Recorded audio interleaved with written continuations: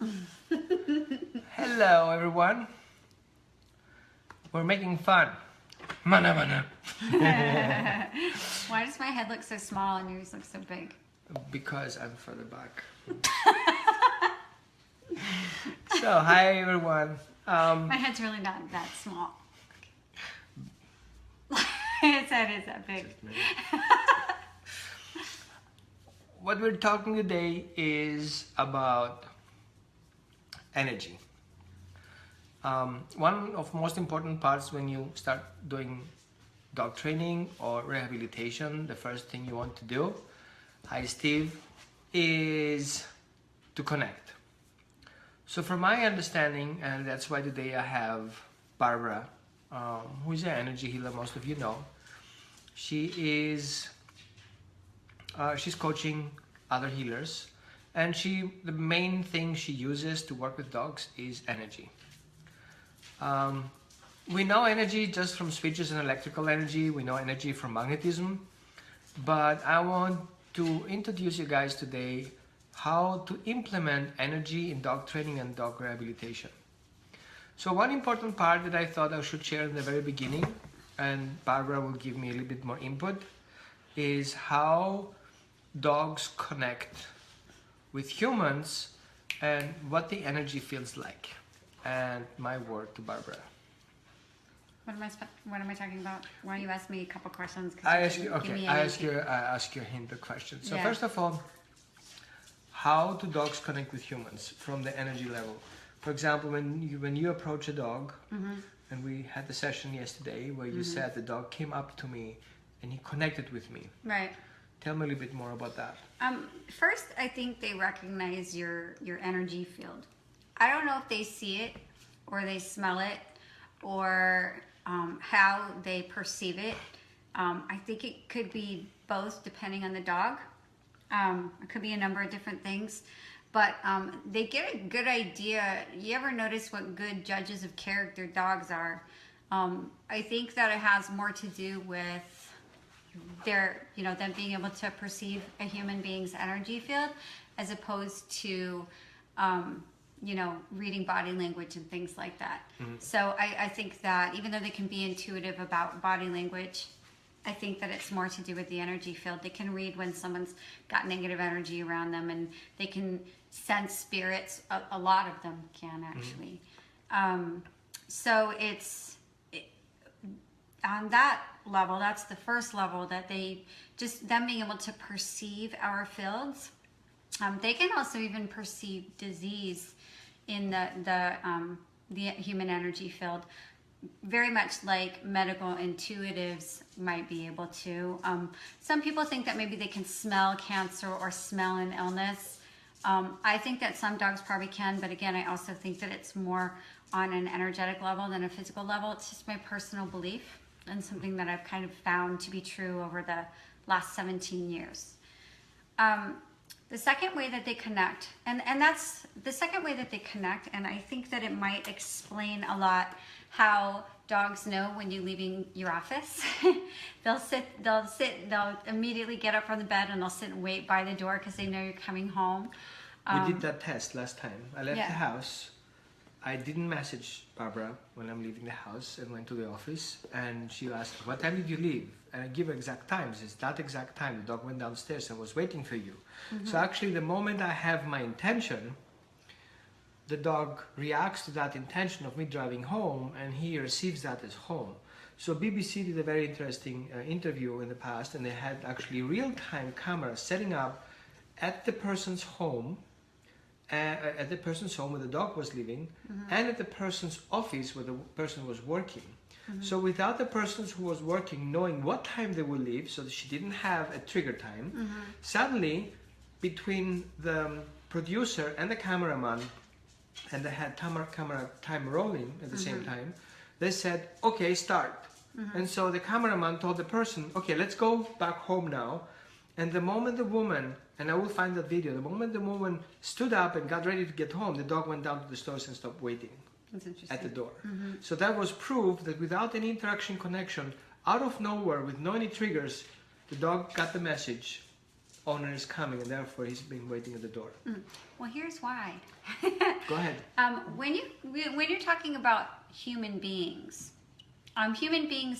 in relationships, any kind of relationship, friendships, partners, sisters, brothers, moms, dads, mailman, anybody that you have interaction with and who has some kind of an effect on you in some way, it could be a negative effect or a positive effect. You are always communicating between your energy fields. So there's a specific layer of your energy field that everybody communicates through. If you're trying to get somebody's attention from across the room and their back is turned to you, you could send out these little energetic hooks to kind of hook onto the back of their thing and get their attention. If you're angry at somebody, you can push them away energetically. If you've ever walked into a room after people have gotten into a big argument, and it just feels thick in there and you don't really know why, that's why, is because there's all these like barbs, like little arrows that they shot at each other and big clouds of dark energy. It's really interesting to watch if you can perceive it. We have kind of a lot of dogs here, right? Suddenly we're like 3 dogs. Focus, because you're like, squirrel. All right, so also on this layer is we call them cords. They kind of look like cords. Cords. So anytime you have a relationship with somebody, what happens is you attach a cord. You guys create a cord connection with each other. And the cords look just like how they sound. They look like a cord. Through that cord, you receive and send energy. You take and you give energy. So if you've ever been around somebody who you feel is completely, they're a friend of yours and they just drain your energy, completely dry, they're sucking your energy out through that cord. I mean, obviously they can't take it from you. You've given them permission on some level. Everything works that way. Nobody's a victim with this stuff. But, you've given them permission on some level. Oh gosh, you must be ill. Here, take my energy. It's on a subconscious level. So dogs and people have the same connections. So dogs and their dog parents create cords with each other. Sometimes they're through the stomach area. Sometimes they're through the heart area. They create cords, and that is partially why there's a communication cord that is a little bit stronger than the energetic cords that we kind of fling back and forth amongst each other. Emotional cords? They're emotional attachments, okay. Absolutely. So every once in a while when I'm doing healing on a dog, the dog will attach a cord to me. Especially a dog who is very anxious or very sick or whatever. And so we had an experience with a rescue last week. The dog was fighting with other dogs. He was having a rough time. He'd been from home to home to home to home. 3 homes. 3 homes. You guys know the drill. And then now he's in this new home, and it's a foster. And he's got his best friend there, and they're hanging out, and all of a sudden, they're fighting. So at this point, the rescue is like, what are we going to do with this dog? So they brought Roman in, and then Roman, anytime he hears aggression, he always likes to bring me with him if I have time and if he can, because energy work calms the dogs down, regardless of what's going on with them, so he can kind of start working with them immediately and not have to go through this big process of getting them to calm down. It's usually really apparent very quickly what the situation is. So that's the answer to my question. I've seen, thank you so much for that. I have seen, when you meet a dog, especially if you're a stranger and you're going to the dog training, or you have a dog coming in as a foster home, and actually you will see the dogs are position themselves either with the heads on against your belly, or against your chest, or against your hand, or against your legs, or some other dogs just position themselves there, right there where your hand is. Tell me how you feel about that. What they do for me, I don't do Reiki anymore. Reiki is, I am still a Reiki master, and Roman's a Reiki master as well. With Reiki, it is the way that you use that healing modality is you channel the energy down and you send it out through your hands. I use a form of healing called reconnective healing that is different. But one thing that I noticed is that a dog will always present to me the area where they don't feel good. So even if I am, the dog's in a kennel and I'm outside of the kennel and maybe they've got, some stomach problems, they'll go up against the bars and put their stomach up, or they'll roll over on their back. Just so I know, you know what, they're trying to tell me I have a bellyache, can you help me? That's what happened with this dog. Yeah. It turned out that and T-Bone yesterday. And T-Bone yesterday too, where he kept, like, he rolled over on his back to get healing. I said, okay, I'll give him some healing, and then we found out he was having some actual, like, bladder issues, right? Yeah, yeah. So that's it. Doesn't necessarily have to be like where they're just telling you, hey, it hurts here, fix it. So these cords attachment are very complicated, especially if a dog comes from a rescue situation or he comes from an owner surrender. And imagine that the longer the dog is with the owner or with a foster care, the stronger the bigger get the attachment. And imagine from a small pipeline or a strom, it becomes actually like a real pipeline attached to the body. Now, if that's the case, and I'm a foster care and I know that dog has this old attachment, he's in the depression of not having directly eye contact with the attachment. What would you suggest should a foster home do? Except of calling him for help. Is there self-help at some point? Well, honestly, the dog has every right to stay attached to the owner. But really, I would suggest that if the dog's acting like they're in a really long, like a state of grief, or they're having a lot of anxiety about, especially when they've had the same owner for 10 years and the owner dies and things like that. Sometimes it helps to have a healer come in and help the dog to clean and clear the cord or just detach it all together. Everybody has different ideas about that. I personally think that there are different kinds of cords. There are cords that are healthy or just good. You always have attachments to the people that you care about. For example, an unhealthy attachment would be separation anxiety. Yeah, exactly. So in those situations, you want to just go ahead and probably have a healer come in and help the dog to let go of the cord, or at the barest of minimums, get the cord cleaned up and healthy. And it makes a big difference. Roman had a dog in Austin that he was taking care of that had an attachment to somebody that they weren't seeing anymore, and the dog was having like a lot of anxiety because of it. So immediately, and I didn't do this actually, Roman's the one who did it.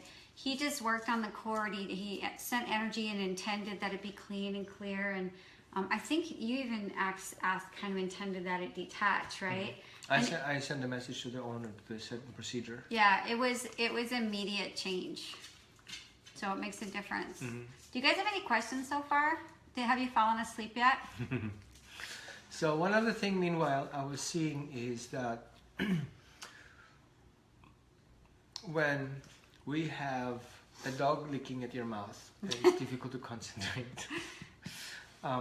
When this attachment become from the owner's side towards the dog, and if you're going, for example, into a training session and you see that the owner is sucking the energy of the dog, the owner becomes a dog's, the parent or the owner becomes the dog's child, and the dog becomes a parent.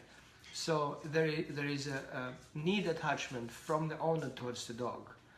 Some people makes it very easy and they just call it, emotional support dog, which is, I'm not judging anybody, I'm just saying that some people use that need to be the dog's attachment and just give it a name for them not to be separated. So I was thinking, let me fix my phone here a little bit. Do you need your card? No, I'm good.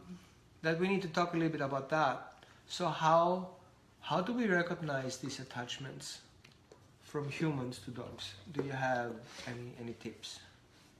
See, I'm sorry, I got distracted by a Chinook. If owners are attached to dogs, Uh-huh. let's say for example they have these dogs as parent representatives. Like foster Right, the parents? owner becomes the dog's child. Mm-hmm. Okay, and like I cannot live without my dog. Dog, please love me. Dog, please pet me Mm-hmm. and be with me. I'll call you my emotional support dog. Otherwise, I will be like sad Freaked when out. you leave. Yeah, I which is a lot of emotional pressure It is a lot of to the emotional. dog, and especially if I'm in a rehab session, dog already reacts to people, becomes already protective over that relationship. It doesn't want anything else to do with it, and you have to detach them. What would be a good option to do? Could you do this remotely? Yeah, absolutely. It's all intention. Energy, you don't have to be in the room. Energy healing travels at the speed of light. So there's really, you can do it while you're in the presence of somebody, or you can do it A remotely. question, sorry for that. In the speed of light Yeah. or faster? Energy travels at the speed of light. Okay. Okay. So, well, this specific healing energy does anyway. It's a frequency of light, actually, Okay. more than it is, like combustible energy. I mean, it's light energy. So it travels quickly. So and it travels through walls and doors and all that good kind of stuff. So you don't have to worry about that. You can do it remotely. I would definitely suggest. If an owner is having difficulty, if you're doing a training session and you are working with an owner who is like a helicopter mom, who just won't even put, I had this friend, her mother, she had a little, two little dogs actually. I don't know what they were. They were adorable. They were like little teacup, fluffy, I don't even know, but they were like this big. She carried those little guys everywhere. I mean, it was ridiculous. They couldn't do anything. She would carry them outside and then put them down where she wanted them to go to the bathroom and then pick them back up. These dogs were the most neurotic creatures I've ever seen in my entire Ungrounded, life. full They were stressed. ungrounded. They were anxious. They peed everywhere. I mean, it was just, I felt so bad for these dogs. And yet she was killing them with love. Literally killing them with love. It was awful. So, I mean, little dogs have the exact same needs as big dogs. They really do. No, they're not. They're not dogs. They are mini dogs, meaning is they are mini brains. They are mini bodies. Therefore, they are mini dogs. So we need to. You don't hear this. Sorry, it was just La la a joke. la la. It doesn't matter the size of the dog. It doesn't Right. matter the breed of the dog. A dog is a They're dog in toys. spirit, Yes. and therefore you have to treat it as one. Exactly. And that's not what happened. And in that kind of a situation, when the parent is so attached, again, that's an unhealthy emotional cord attachment that needs to be cleaned and cleared. It's going to help both the dog and the person. So, what kind of tools do we use for cutting off these attachments, like chainsaws, knives? Okay, so I don't use tools for anything. I use intentions. So I use the energy field that I work with. So if you guys, I don't know if any of you guys have Reiki or any other Not healing. yet, but they're in that class. We will close with Reiki. Okay. This is your Reiki master, by the way. If you're there's lots of different kinds of healing modalities. That's one. It's the easiest one definitely to train people. So if you have Reiki, you can use your Reiki.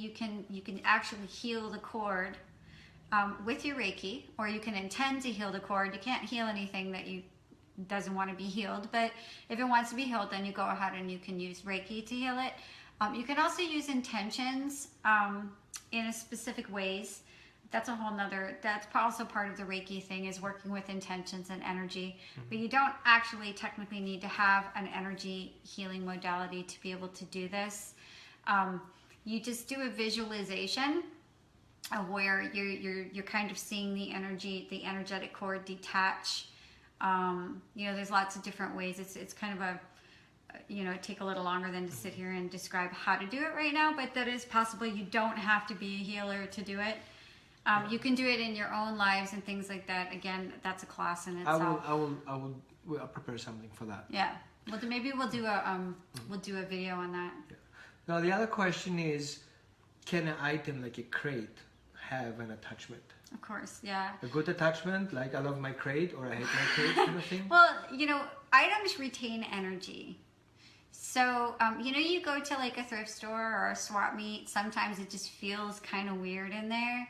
All those items that have all those people... Like books falling off the shelves. Yeah, just like books and things like that.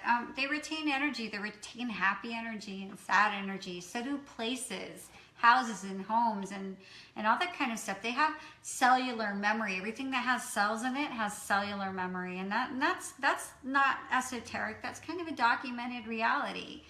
So the cross has a cellular memory because we represent Jesus in it. So therefore it's active because we believe in it. Yeah.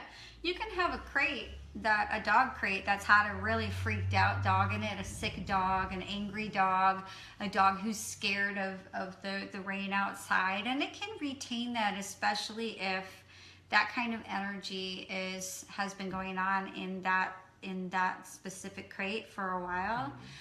You can also have a dog who has a negative reaction to being put into any type of a small enclosed confined space due to traumatic issues from the past, or they've never been in one before, so it makes them nervous. I mean, there's a million reasons. So for example, Sophie, who is an energy healer in her practice, if I'm not wrong, you actually cleanse the space every time you have a client. So she has a gap time that clears the space, and then she puts the next client in it, so there is no interference.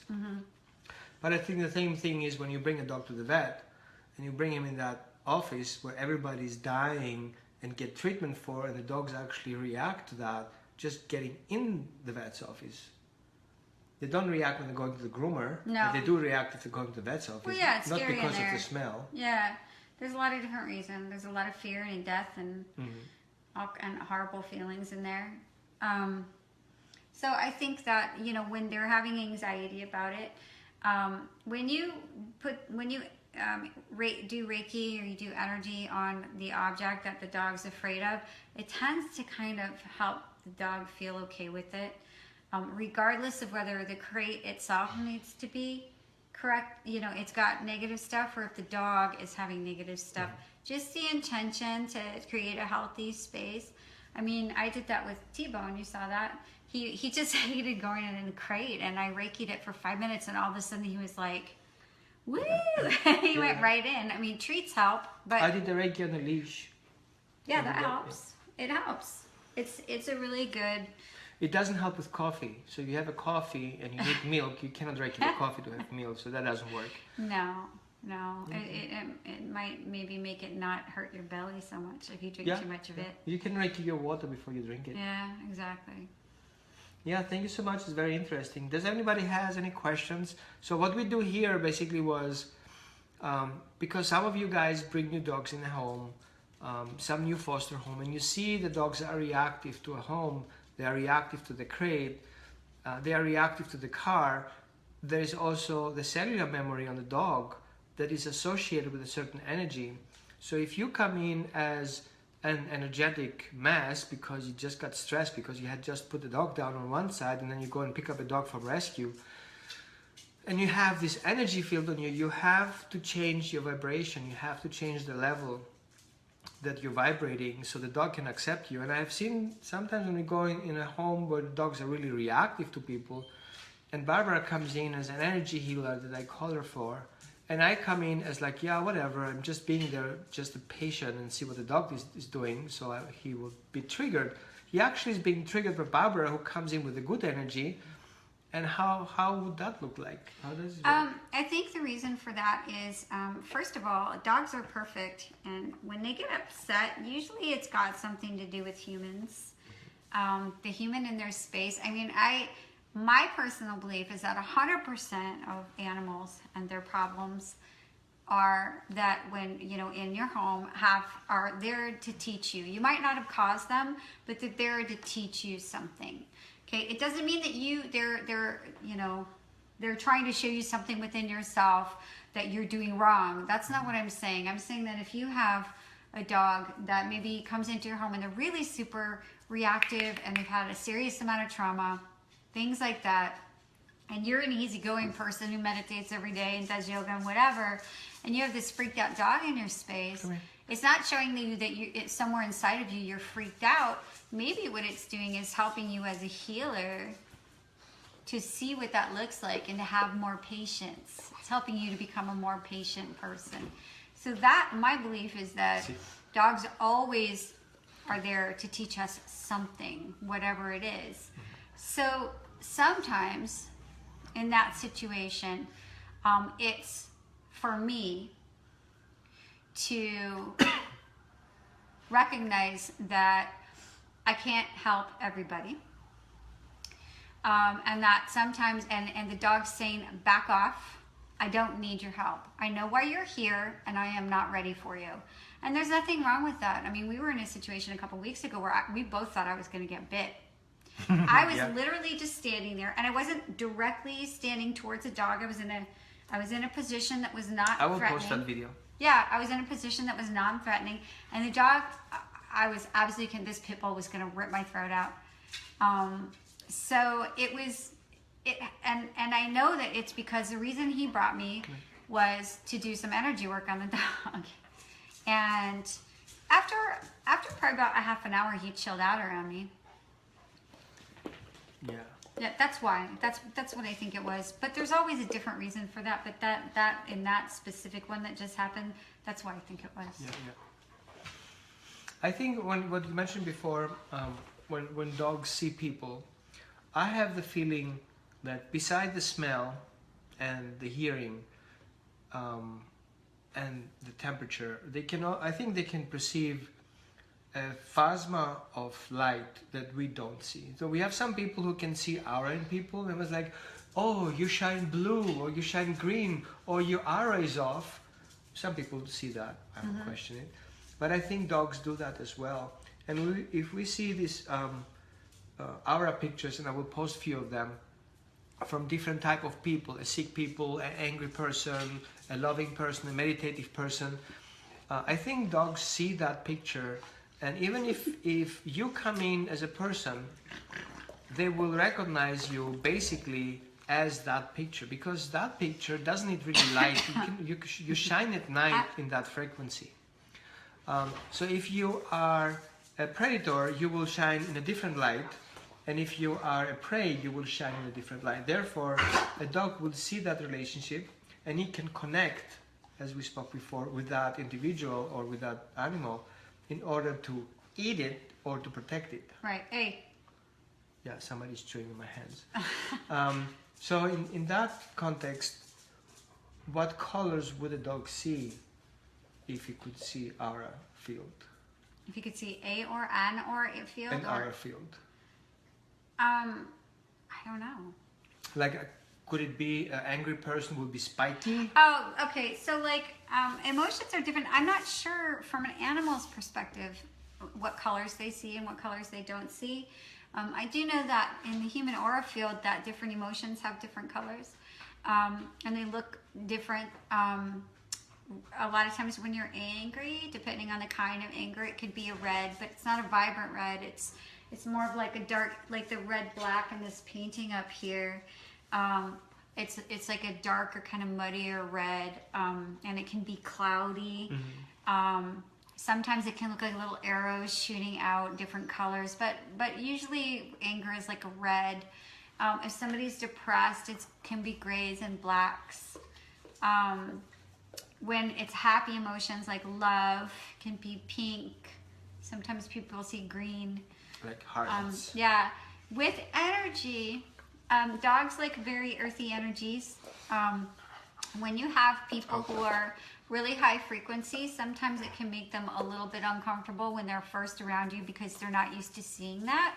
So for energy healers, sometimes we tend to have really big fields. My field's ridiculously big. It's not because I'm special. It's just the way I made myself for whatever reason. It's just the way that it is. And I've had a lot of healers tell me that even people who don't really like me very much, they find me unpleasant to be around because my frequency is just a weird frequency. It's a really good healing frequency, but it doesn't always feel fantastic to be around for some people. especially if they have to change. Yeah, if you don't want to change, they'll come near you. So, and certain dogs, when they're not ready, they're like, they don't like it. But then when they're ready, all of a sudden they're like, hey, you, come here. I want your help. So they know what they need. And sometimes dogs need to stay unhealthy, you know, psychologically, emotionally unhealthy to help their owner, especially teacher dogs, through a certain process. And so there's no failure on anybody's part, whether it's the dogs or the people's or whatever. They just need to be in that space, and, you know. Yeah, thank you for the hint, which leads us actually to the next chapter that I want to discuss today, which is contracts. So thank you so much for joining today. So we'll make a break, and our next part of our class will be contracts. How dogs make contracts or create contracts with people. Any hints on that? No, I'm glad I could segue for you without even realizing it. Bye. Thank you. Bye-bye.